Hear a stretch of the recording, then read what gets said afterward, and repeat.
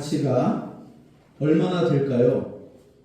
오래전 드라마에서 이런 대사가 있었습니다. 너 얼마면 돼? 이 시대를 살아가는 우리 현대인들에게 이보다 더 중요하면서도 예민한 질문은 없을 것입니다. 오늘날 많은 사람들이 같은 시간 동안 일을 하면서도 엄청나게 다른 보수를 받고 있습니다. 탤런트 중에는 그 유명세에 따라서 그 수입이 하늘과 땅 차이이기도 합니다. 스포츠 선수들은 어떻습니까? 세계적인 축구 선수나 프로야구 선수들이 받는 연봉은 우리가 상상할 수 없을 정도로 어마어마합니다. 하지만 2부나 3부 리그를 뛰는 선수들의 사정은 전혀 다르지요. 그래서 운동을 포기하고 다른 일을 찾는 사람들이 허다합니다. 우리 시대에 사람의 가치를 결정하는 것은 경제력이라고 많은 사람들이 그렇게 생각합니다. 그 사람의 연봉이 얼마인지, 그 사람이 어떤 승용차를 끌고 다니는지, 그 사람의 학력은 어떠한지, 그리고 집은 몇 평이고, 그리고 거주하는 지역은 어디인지. 서울 안에서도 강남, 강북을 따지고, 강남 안에서도 자기들끼리 그렇게 따지고 살더라고요. 여러분, 이런 것들은 대개 그 사람의 경제력과 매우 밀접한 관계가 있습니다. 이러한 기준에 미치지 못하면 그 사람의 가치가 매우 하락하게 됩니다. 그런데 오늘 본문 말씀을 보면 예수님께서 보시는 관점이 우리 세상 사람들이 보는 관점과 매우 다른 것을 발견하게 됩니다. 예수님께서 보시는 관점은 하나님의 관점입니다. 사람들은 대개 사람을 볼 때 그 외모를 보고 그리고 스펙을 보고 평가하지만 하나님께서는 그 사람의 중심을 보신다는 것이죠. 사무엘상 16장 7절 말씀을 보면 여호와께서 사무엘에게 이르시되 그의 용모와 키를 보지 말라.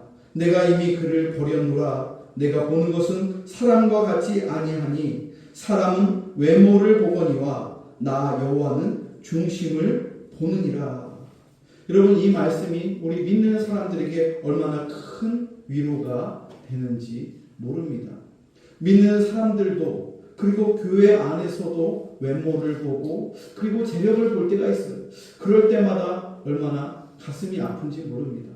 그러나 우리 하나님은 우리를 보실 때 외모나 키나 재력을 보는 게 아니에요. 우리의 중심을 보신다는 것이죠. 오늘 본문 말씀을 보면 세상의 관점에서 볼 때 실패한 사람이 등장합니다. 아니, 실패 정도가 아니라 이 사람의 인생을 표현한다면 어쩌면 쓰레기 인생이라고까지 말할 수도 있습니다. 이 사람은 사람들로부터 완전히 버려져서 다른 사람의 주목도 전혀 받지 못하고 가치도 인정받지 못하고 철저하게 버려진 사람이 등장합니다. 이 사람은 거라사인의 지방에 살고 있었던 광인입니다.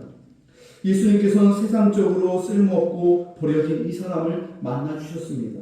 영적인 병을 깨끗하게 고쳐주셨고 이 사람의 가치를 회복시켜 주셨습니다. 예수님께서는 갈릴리 사역을 마치시고 배를 타고 갈릴리 바다 건너편인 거라사인의 지방에 방문하셨습니다. 거라사 지방은 유대인들이 살고 있지 않은 이방인들이 거주하는 땅입니다. 그래서 거라사 지방은 하나님에 대한 인식도 부족하고 하나님의 말씀도 없는 우상 숭배와 미신이 가득한 어두움의 땅, 버려진 땅이 거라사 지방입니다. 오늘날로 말한다면 교회 안이 아니라 교회 바깥을 말하는 것이죠. 하나님을 믿지 않는 불신 세상과 똑같은 것입니다. 예수님께서는 이 버려진 땅에서 쓰레기처럼 버려진 인생을 살아가는 한 사람을 만나셨습니다. 이 사람이 쓰레기처럼 버려진 인생을 산 이유는 귀신에게 붙잡혀 버렸기 때문입니다. 거라사인의 광인은 인간으로서는 도저히 상상할 수 없을 정도로 미친 사람이었습니다.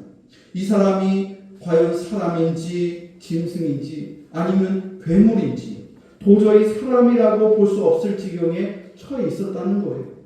여러분, 요즘 우리 사회의 큰 문제 중에 비정상적인 사람들이 너무나도 많이 있어요. 나이도 상관이 없더라고요. 청소년들도 마찬가지고 나이가 높은 어르신들도 마찬가지고 할아버지 생각하면 예전에는 정말 인자하고 덕이 있는 분으로 생각했는데 범죄에 있어서 어린 아이들 그리고 노인들도 마찬가지더라고요. 여러분 우리 사회의 요즘 큰 문제 중에 한 가지가 뭐냐면 사이코패스 그리고 소시오패스가 문제예요. 같은 맥락의 주제 오늘 본문의 이 거라사인의 이 광이 같은 맥락의 주제입니다. 여러분 귀신 들린 사람의 특징이 있습니다. 오늘 본문 말씀을 보면 크게 5가지로 나와 있습니다. 첫 번째 특징은 무엇이냐면 더럽습니다. 저번에도 제가 마가복음 설교할 때 그렇게 얘기했었죠. 오늘 본문에 보면 2절에 보면 더러운 귀신 들린 사람이라고 나와 있습니다. 또 8절에도 예수님께서 귀신을 내쫓을 때 더러운 귀신아 그 사람에게서 나오라. 또 13절에도 더러운 귀신들이 나와서라고 증거하고 있습니다. 항상 귀신 앞에 붙는 형용사가 더러운. 마가복음을 전체를 보면 마가복음에서만 더러운 귀신이라는 표현이 11번 정확하게 나오고 있습니다. 귀신 들린 사람의 첫 번째 특징은 더럽다는 거예요. 옷차림도 더럽고 그 생각도 더럽고 마음도 더럽습니다. 더러운 말을 하고 더러운 생각을 합니다. 그리고 더러운 행동과 더러운 짓만 골라서 하는 것이 귀신 들린 사람의 특징이라는 거예요. 제가 예전에 사역했던 교회에서 직분도 받았고 교사도 하시고 봉사도 열심히 하는 분이 있었습니다.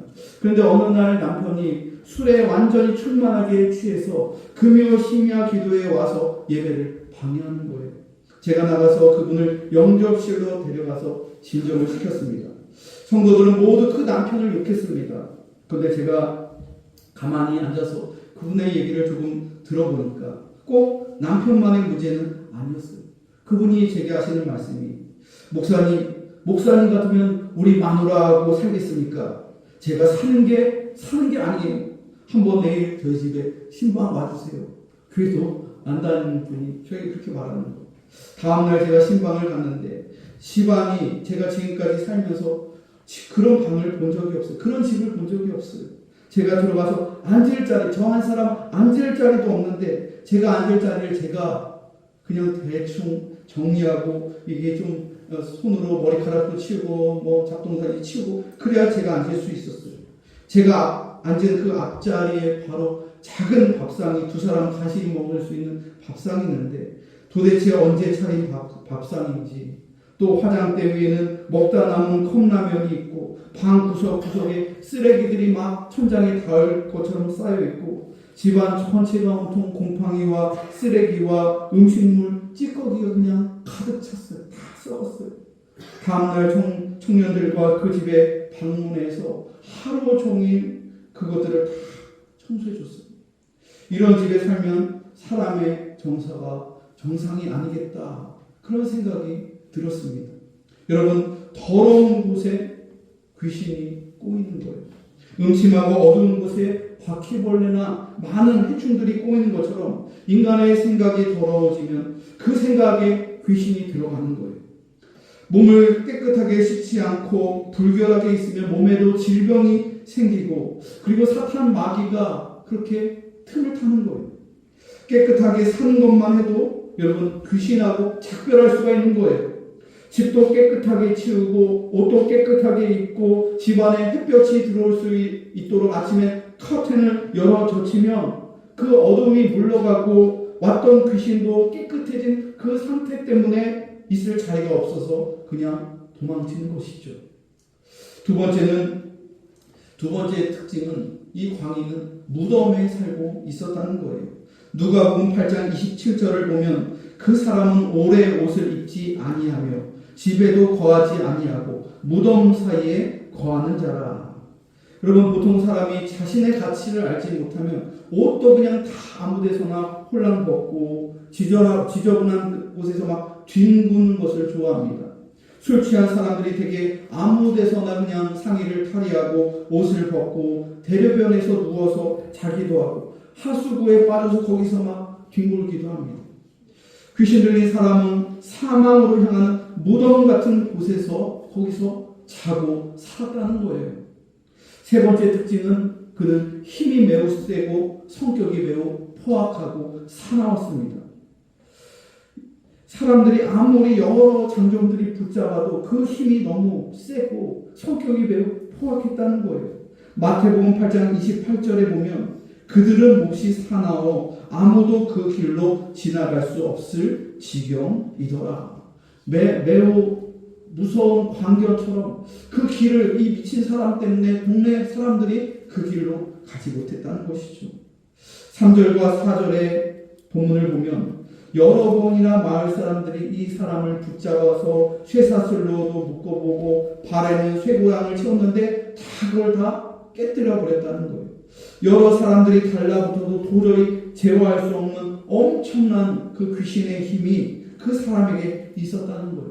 그러므로 귀신 들린 사람을 대할 때는 매우 조심해야 합니다. 네 번째 특징은 그는 잠을 자지 않고 자기의 몸을 상하게 하고 자해했다는 거예요. 오늘 5절 말씀을 보면 이렇게 나와 있습니다. 밤낮 무덤 사이에서나 산에서나 늘 소리를 지르며 돌로 자기의 몸을 해치고 있었더라. 귀신 들린 사람은 밤에 잠을 자지 않고 밤낮으로 방황하며 돌아다닌다는 거예요. 밤이 되면 여러분 사람은 잠을 자야 됩니다. 하나님께서 밤을 주신 이유가 무엇입니까? 잠을 자라고 주신 거예요. 낮에는 부지런히 열심히 일하고 밤에는 자는 것이 맞아요. 그게 사람의 생체 리듬이에요. 그런데 사탄 마귀는 밤에 못 자게 합니다. 오늘날 세상에 많은 청소년들과 청년들이 밤문화에 중독되어져 있어요. 술과 육체적인 타락 가운데 빠져 있어요.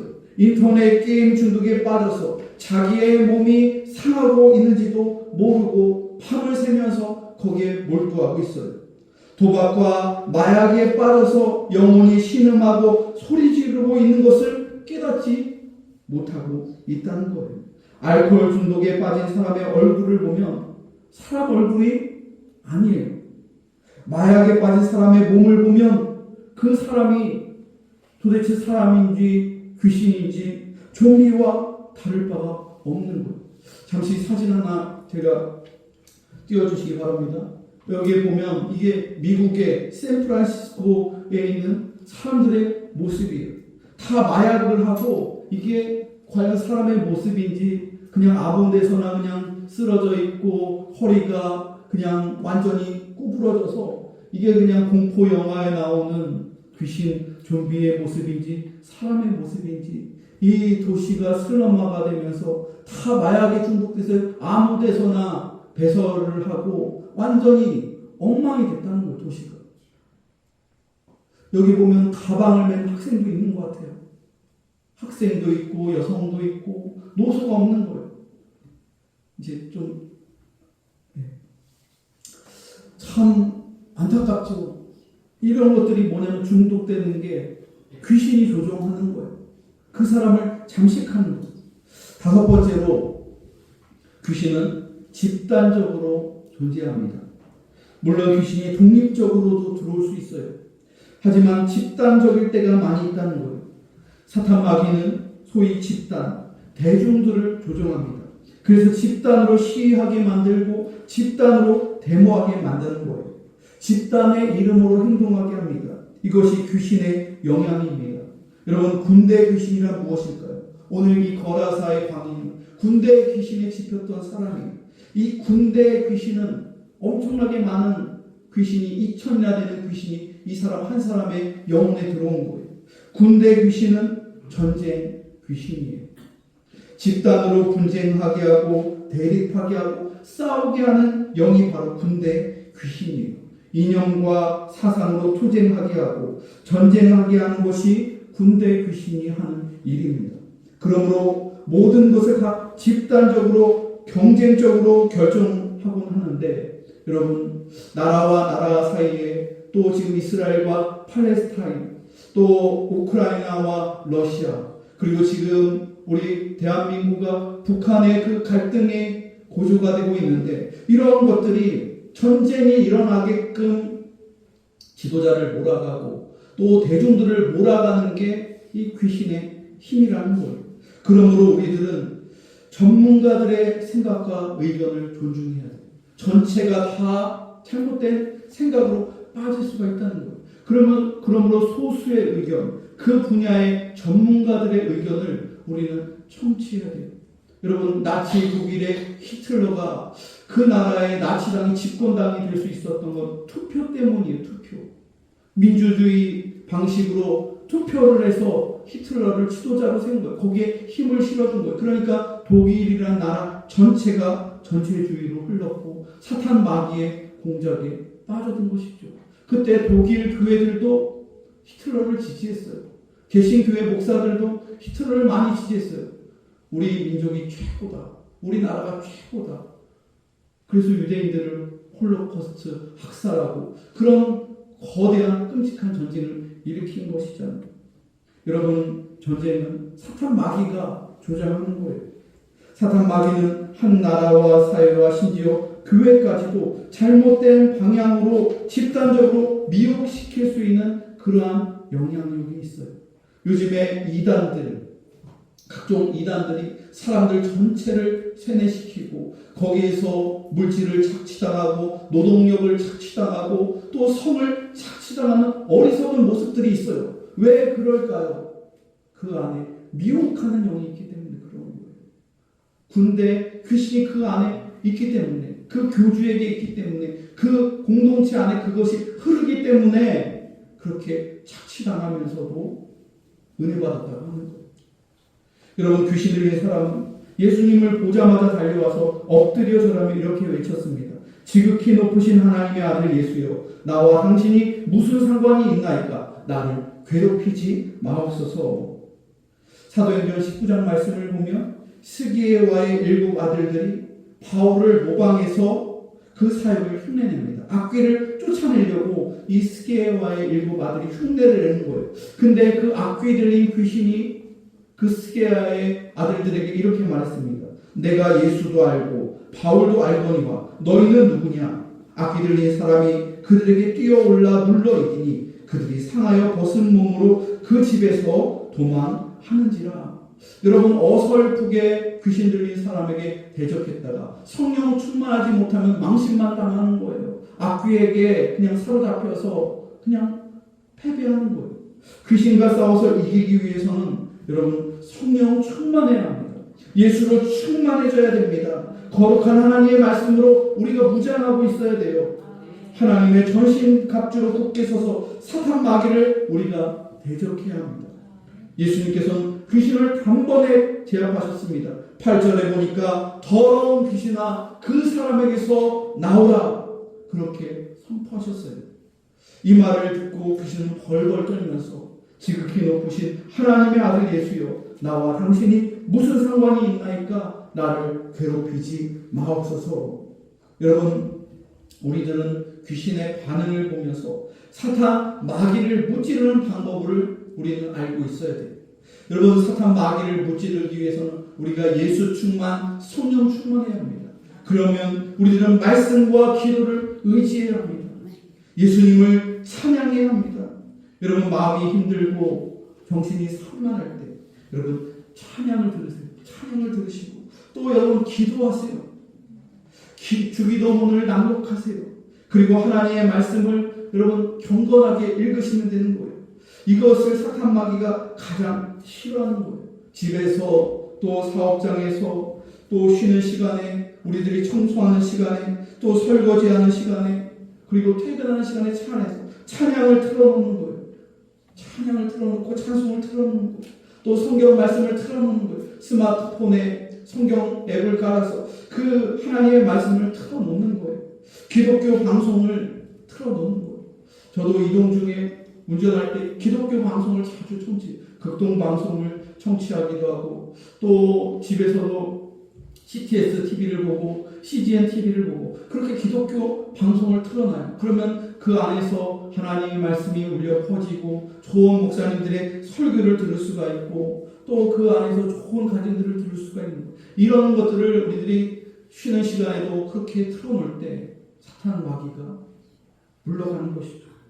여러분, 우리 교회에서도 공급교회 유튜브 채널을 만들었잖아요. 그 유튜브 채널을 통해서 말씀을 틀어놓는 거예요. 수요 예배도 지난주부터 올렸는데 그 말씀도 들을 때 여러분 우리의 영이 새로워지는 것이죠. 저도 설교를 준비하면서 우리 은혜와 평강 축복송도 올렸잖아요. 그러면 그거를 틀어놔요. 그걸 틀어놓고 설교 준비를 한 번이나 두 번 정도 듣고서 그러면서 설교 준비를 하고, 또 주일 아침에도 제가 일찍 나와서 예배당을 좀 돌아보고, 그리고 예배를 준비하는데 9시부터 계속 찬양을 틀어놓고, 잔잔한 찬양을 틀어놓고 그러면서 예배를 준비해. 주보도 다시 한번 보고 성경도 읽고 찬송가도 확인하고 설교문도 고치기도 하고, 그러면서 2시간 정도 가까이 11시 가까운 시간까지 계속 거기에 집중하는데, 그러면서 계속 잔잔한 찬양을 들으면서 준비를 하죠. 은혜와 평강 찬양도 반드시 듣고 이렇게 준비하는 거예요. 이렇게 준비할 때 우리의 생각과 우리의 정서가 평안해지고, 그리고 어두움의 그림자들이, 사탄 마귀가 물러가게 되는 것이죠. 여러분, 예수님께서는 이 귀신에게 이름을 물어보셨습니다. 이 귀신의 사람에게 네 안에 있는 너의 이름이 무엇이냐? 그러자 귀신은 내 이름은 군대니 우리가 많음이니이다, 이렇게 대답합니다. 군대란 헬라어로 레기온이라고 하는데, 이 용어는 당시 로마 군대의 사단을 지칭하는 용어입니다. 레기온.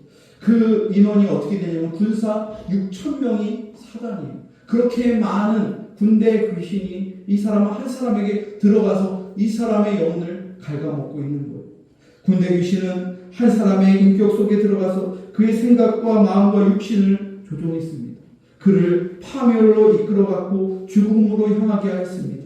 예수님께서는 귀신에게 사로잡혀 죽어가는 이 한 사람을 불쌍히 여기셨습니다. 그의 가치를 귀하게 여기셨어요. 그래서 주변에 있는 돼지에게 들어가라, 그렇게 귀신에게 명령하셨습니다. 여러분, 오늘 본문의 12절과 13절 말씀 한번 보십시오. 12절과 13절 말씀 함께 읽어보겠습니다. 시작. 이에 간구하여 이르되 우리를 돼지에게로 보내어 들어가게 하소서 하니, 허락하신데 더러운 귀신들이 나와서 돼지에게로 들어가매 거의 2,000마리 되는 때가 바다를 향하여 비탈로 내리다가 바다에서 몰사하거늘. 한 사람 안에 있었던 귀신이 몇 마리예요? 무려 2,000마리. 각 개로 한 귀신. 그 귀신들이 돼지 주변에 있었던 2,000여 마리의 그 돼지떼로 다 들어가는 거예요. 그러니까 2,000마리의 돼지떼가 모조리 미쳐서 모조리 바다에 그냥 뛰어가면서 비탈에서 넘어지기도 하고 굴러 떨어지기도 하면서 바다에 다 들어가서 이 2,000마리가 넘는 돼지떼들이 다 몰사했어요. 여러분, 제가 돼지 값을 잘 모르는데, 한 마리당 값을 잘 모르는데 2,000마리 전체 합치면 어느 정도 될까요? 금액이 어느 정도 할까요? 억대는 훨씬 넘어가겠죠? 네? 아시는 분이 있나요? 2,000마리 한 마리가 돼지가 얼마예요? 굉장히 비싸죠, 그렇죠? 그럼 이게 억대 훨씬 넘어갈 거예요. 이 많은 피해를 본 거예요, 돼지 주인이. 예수님은 미친 사람 한 사람의 생명을 돼지 2,000마리의 생명과 바꾸신 거예요. 이 광경을 돼지 치던 사람들이 본 거예요. 그 밑에 있는 사람들. 귀신 들렸던 사람이 옷을 입고 정신이 온전해진 것을 마을 사람들이 보고 다 놀랐습니다. 그리고 이 돼지를 치던 사람들이 누구에게 가는 거예요? 주인에게 가는 거예요. 주인에게 가서 지금 돼지 2,000마리가 당신의 그 돼지들이 다 미쳐서 바다에 빠져서 다 몰사했습니다. 근데 그 귀신 들렸던 사람이 지금 정상이 됐습니다. 이 소식을 들으면서 주인과 또 마을 동네 사람들이 다 놀라는, 두려워하는, 한 사람을 살렸는데 사람들은 기뻐하지 않는 거예요. 오히려 예수님을 두려워하면서 빨리 이 마을에서 나가십시오. 그 이유가 뭘까요? 사람들이 소중히 여기는 가치와 예수님께서 귀하게 여기시는 가치가 서로 달랐기 때문에 그랬습니다. 사람들은 귀신 들린 사람이 고침받고 정상적인 사람이 된 것보다 돼지 2,000마리의 이 가치가 더 중요한 거였어요. 여러분, 오늘날은 어떻습니까? 더하면 더했지 덜하지가 않아요. 사람들의 가치관이 굉장히 물질주의적입니다. 사람 한 명 죽어도 물질적 손해를 피하는 것을 더 중요하게 생각하죠. 큰 기업들, 대기업들, 거기에서 산업재해를 발생하고 많은 사람들이 계속 노동자들이 죽어나가는데 그 사람의 생명보다 이익이 중요한 거예요. 하지만 예수 믿는 사람들은 여러분 달라야 합니다. 사탄 마귀는 물질로 사람을 타락시키는 거예요. 돈이 우상이 되어서 돈으로 모든 것이 다 되는 세상을 만들려고 하는 거예요. 사람의 생명보다 돈이 더 중요하다고 세상은 그렇게 우리들을 가르치는 거예요. 한 사람의 생명보다 자기 골프 치러 가는 스케줄이 더 중요하다고 생각하는 사람들이 많이 있습니다. 예수 믿는 사람들의 세계관, 가치관은 세상 사람들과 달라야 합니다. 물질의 종이 되어서는 안 됩니다. 돈의 노예가 되어서는 안 됩니다. 돈보다 생명이 중요합니다.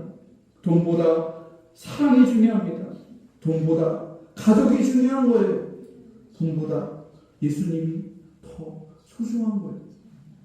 귀신이 들렸던 사람이 예수님과 함께 있기를 간구했지만 예수님께서는 그에게 집으로 돌아가라 그렇게 말씀하셨어요. 이 귀신 들렸던 사람이 정상이 되면서 주님, 제가 예수님을 따라다니고 싶습니다. 예수님의 제자가 되고 싶습니다. 그렇게 말하는데 예수님께서 너의 집으로 돌아가라. 왜 그렇게 말씀하셨을까요? 여러분, 다 오늘날로 표현하는 다 신학교 갈 필요가 없다는 거예요. 모두 다 예수님의 제자 되고 모두 다 은혜 받아서 신학교 가면 여러분 세상은 어떻게 될까요? 예수님께서는 이 사람을 고쳐주시고 내 집으로 돌아가라. 예수님께서는 내게 어떻게 큰일이 일어났는지, 어떻게 놀라운 일이 일어났는지를 너는 돌아가서 내 집에 가서 너의 부모에게, 너의 형제들에게, 너의 친척들에게 알려라. 네가 어떤 사람이었는데 어떻게 변화됐는지 그 복음을 가족들에게 먼저 전파하라. 내가 다니는 직장에 있는 동료들에게 복음을 증거하라. 때를 얻든지 못 얻든지 주의 복음을 증거하는 사명을, 이 고침을 받았던 이 사람에게 예수님께 사명을 주시고 네 집으로 돌아가라. 그렇게 명령하신 거예요. 여러분, 우리들은 거라사와 같은 세상을 지금 살아가고 있습니다. 오늘날 많은 사람들이 특히 청소년들과 청년들 안에 그 내면 속에 거라사에 귀신 들렸던 사람처럼 그 안에 광기가 다 숨어 있어요. 모든 사람들의 내면에는 자신의 힘으로 조절할 수 없는 맹수 한 마리 이상씩 다 우리 안에 다 들어가 있다는 거예요. 이 맹수가 흥분해서 날뛰면 사고가 터지는 거예요. 가정에서 사고가 터지고, 직장에서 사고가 터지고, 때로는 교회 안에서 사고가 터지고, 사회 곳곳에서 사고가 터지는 거예요. 하지만 우리가 예수님의 보혈로 죄 씻음을 받고 성령께서 우리 안에 들어오시면 우리는 하나님이 만드신 최고의 작품으로 변화될 줄로 믿으시기 바랍니다. 하나님을 온 마음과 뜻과 정성을 다하여 전심으로 사랑하십시오.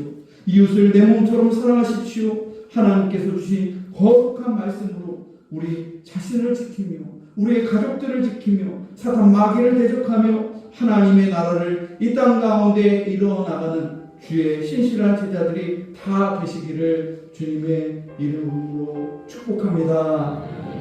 이 시간 함께 말씀을 의지하면서 잠시 통성으로 기도하겠습니다. 한 사람의 가치를 중요하게 생각하며 물질보다 사람을 사랑하게 하여 주옵소서. 하나님의 전신갑주로 사탄 마귀와 세상 문화를 대적하게 하여 주옵소서. 집으로 돌아가라. 이 주님의 명령, 이 말씀을 기억하면서 우리 가족과 이웃들에게 주의 복음을 증거하게 해달라고 이 시간 주여 한번 외치시고 통성으로 기도하겠습니다.